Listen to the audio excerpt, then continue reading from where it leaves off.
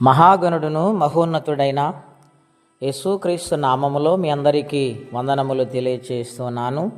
ప్రియులారా, దేవుని వాక్యమును ధ్యానిందాము. 113వ కీర్తన 7, 8 వచనాలు. ప్రధానులతో, తన ప్రజల ప్రధానులతో వారిని కూర్చుండబెట్టుటకై ఆయన నేల నుండి దరిద్రులను లేవనెత్తువాడు, పెంటకుప్ప మీద నుండి బేదలను పైకెత్తువాడు. ప్రియులారా, దేవుని ఆలోచన ఎంత గొప్పది! ఆయన బిడ్డల పట్ల, ఆయన సన్నిధానములో జీవిస్తున్న వారి పట్ల ఆయన తలంపులు ఎంత గంభీరములు!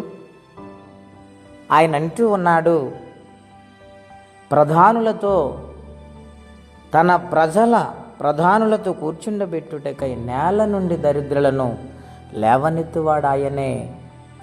ఎన్నిక లేని వారిని ఎన్నిక చేసేవాడు ఆయనే కదా.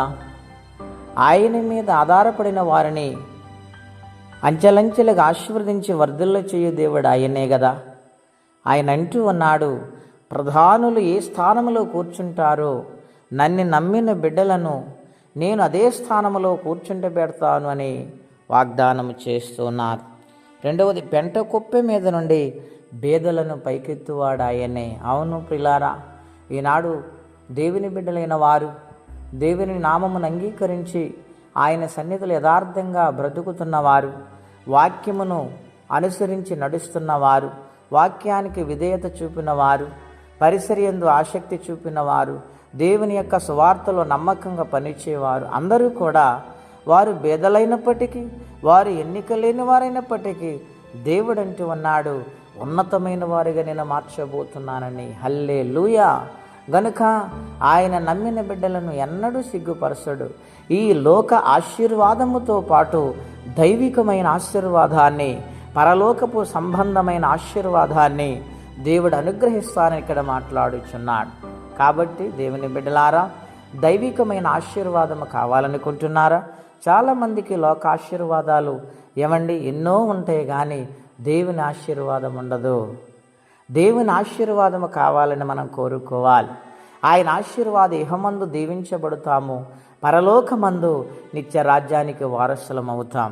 కాబట్టి ప్రధానుల స్థానములో కూర్చోబెట్టే దేవుడు, బేదలను పైకెత్తే దేవుడు, దీనులను లేవనెత్తే దేవుడు ఈ దినాన్నంటూ ఉన్నాడు, నీ యొక్క జీవితాన్ని నేను ఉన్నతమైన జీవితముగా మార్చబోతున్నానంటూ ఉన్నాడు. నమ్మినట్లయితే దేవుని మహిమపరచండి. ప్రియులారా, దేవుడు ఎవరిని కూడా బాధ పెట్టే దేవుడు కాదు. ఆయన అందరినీ ప్రేమించి ఆశీర్వదించే దేవుడు. ఎన్నిక లేని యేసేపు జీవితాన్ని ఐగుప్తు దేశానికి ప్రధానిగా మార్చలేదా? గొర్రెల దొడ్డులో ఉన్న దావీదుని ఇశ్రాయేలు దేశానికి రాజుగా మార్చలేదా? అబ్రహాము దేవుని పిలుపు మేరకు నడిచి వెళ్ళినప్పుడు నలువైపులు అన్ని విషయాలు దేవుడు ఆశీర్వదించాడు. కారణం ఏమిటంటే ఆయన వాగ్దానము చేసిన వాగ్దానముల వారు నడిచారు. మనము కూడా వాక్యమనే వాగ్దానములో మనం నడుస్తూ దేవుని సందులో దీవించబడదుముగాక. ప్రార్థనండి. అత్యంత కృపగలిగిన దేవా, మహోన్నతమైన మీ నామము కొరకై వందనాలు. పెంట కుప్ప మీదన దీనులను పైకెత్తువాడవ నీవే అని ఈరోజు మాతో మాట్లాడుతూ వచ్చాను. అవును ప్రభువా, నాయన, నీ కార్యములు ఆశ్చర్యములు నాయన, నీ బిడలైన వారిని విశ్వాసములో సాగిపోయినప్పుడు వర్ధిల్ల చేశారు. మా జీవితాలు కూడా మీకు సమర్పణ. ఇహమందు పరమందు ఆశీర్వాదము మాకు అనుగ్రహించండి. నీ రాజ్యమునకు వారసులుగా మమ్మల్ని ప్రతినిత్యము కూడా నడిపించండి. మీ కొరకే బ్రతికి సాక్షులుగా మమ్మల్ని నింపండి. ఎవరి కష్టములు, బాధలు, ఇబ్బందులు ఉన్నారో నాయన, వారి జీవితాలు నలిగిపోతున్నారు, వారికి నీ సహాయం పంపించి ఆదుకుని ఆశీర్వదించమని, ఈ దినము దీవెనకరంగా మార్చమని యేసుక్రీస్తు వారి పుణ్యనామములో ప్రార్థించి వేడుచున్నాము తండ్రి. ఆమేన్. దేవుడు దీవించునుగాక.